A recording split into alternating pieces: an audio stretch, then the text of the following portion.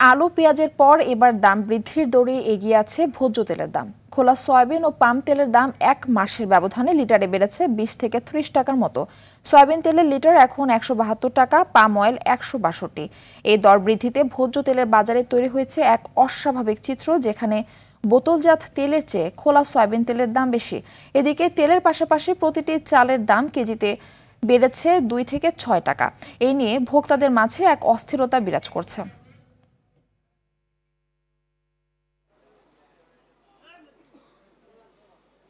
নগদের সর্বোচ্চ বার 167 টাকা রিচার্জে পাবেন 1 লাখ টাকা পুরস্কার। আরও আছে প্রতি সপ্তাহে পুরস্কার ও ক্যাশব্যাক। দর্শক, বাজার পরিস্থিতি জানাতে চট্টগ্রাম থেকে আমাদের সঙ্গে সরাসরি যুক্ত হচ্ছেন সহকর্মী সাইফুল মাহমুদ।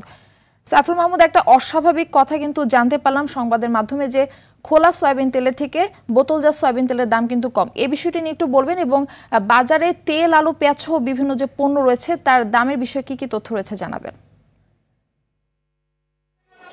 জি, আসলে মারপিট যেমনটি বলেছেন, চট্টগ্রামের বাজার পরিস্থিতির কথা যদি বলে থাকি তাহলে কিন্তু বলবো বাজার পরিস্থিতি অপরিবর্তিত রয়েছে। বিশেষ করে সবজির বাজার কিন্তু অপরিবর্তিত রয়েছে, এবং অন্যান্য যেই বিষয়গুলো আছে সেগুলি কিন্তু বাড়তি দামে বিক্রি হচ্ছে। বিশেষ করে আলু, পেঁয়াজ, ডিম এগুলি কিন্তু বাড়তি দামে বিক্রি হচ্ছে, কোনোভাবে কিন্তু কমার কোনো লক্ষণ নেই। আলু বিক্রি হচ্ছে 70 থেকে 75 টাকা, এবং দেশি আলু, ভারতীয় আলু বিক্রি হচ্ছে 160 টাকাতে।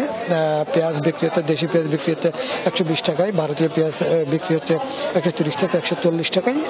এগুলি খুচরা বাজারে বিক্রি হচ্ছে।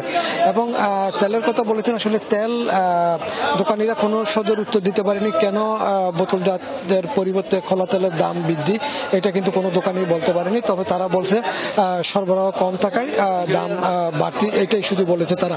তবে আমরা কথা বলেছিলাম যারা তেলের ডিলার আছে তাদের সাথে, তারা বললো আসলে সরবরাহ পর্যাপ্ত রয়েছে, এরপরে কেন দাম বাড়তি তারা সেটা কিন্তু বলতে পারতেছে না। ডিমের কথা যদি বলে থাকি, ডিম কিন্তু গত সপ্তাহে ডিম বিক্রি হয়েছিল 170-75 টাকা, এই ডিম বিক্রি হচ্ছে এখন 155 টাকাতে, এবং গরুর মাংস বিক্রি হচ্ছে 900 টাকাতে, হাড় ছাড়া গরুর মাংস।